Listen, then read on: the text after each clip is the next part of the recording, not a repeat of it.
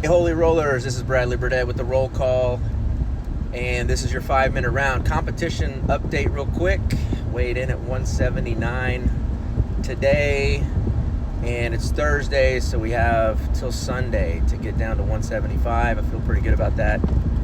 Got in 2 workouts today though, but just in case. Not eating right now is kind of sucks, but eating a little bit, but not a bunch.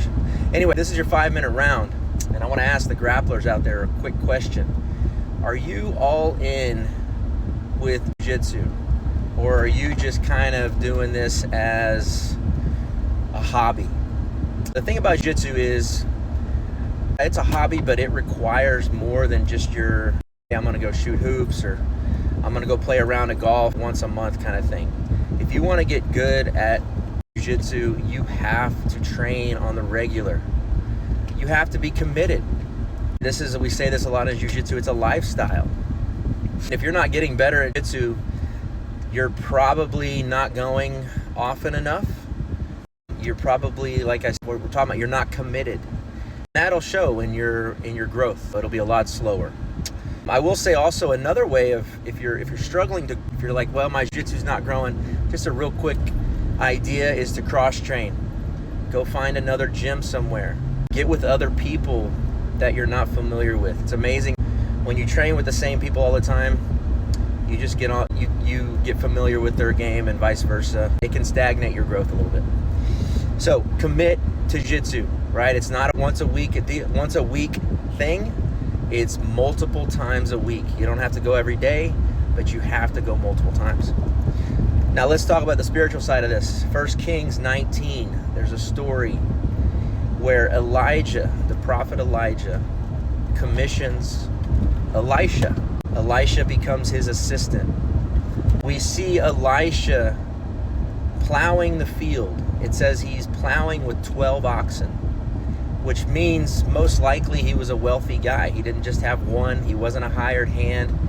This guy had a life, and he had a pretty good life apparently.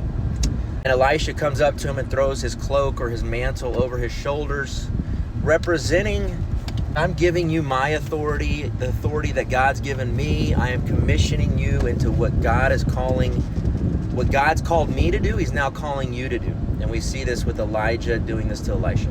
What do we see Elisha do? There's a little bit of a dialogue, and he says, let me go tell my parents, and that's fine. But then we see him kill his oxen and burn his plow. He's basically saying, I am not giving myself an out here.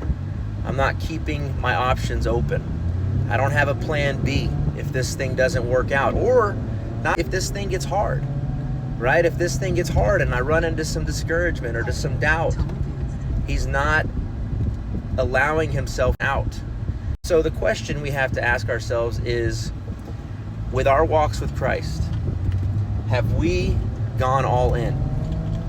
Have we gone all in?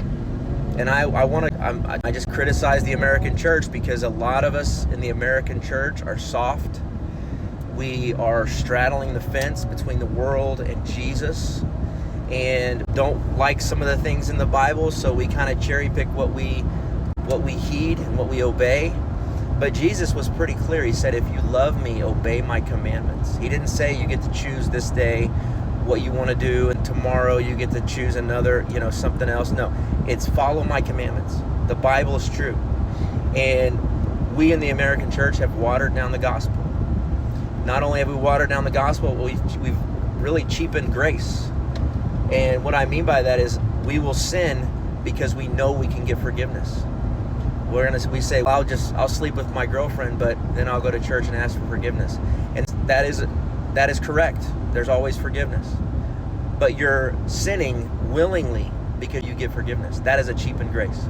So I want to challenge us all, and myself included, to be full in, 100% in with God, following Jesus because we love him. There's this aspect of Christianity that we've gotten away from in the American church. It's the fear of the Lord. The fear of the Lord is us following him because he's a holy God.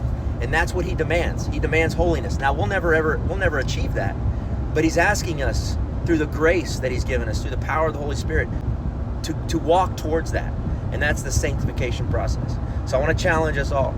to be full on Christ. We're gonna make mistakes, but we should not be in this pattern of falling into the same sin over and over again because we're willingly doing it, because it feels good, because we can find forgiveness. So I hope that challenges you. It challenges me. If you're in grappling, go all in. Practice more than once a week. Train more than once a week. If you're in with Jesus, go all in. Don't make excuses. This is Bradley Burdett with the roll call. Heed the call.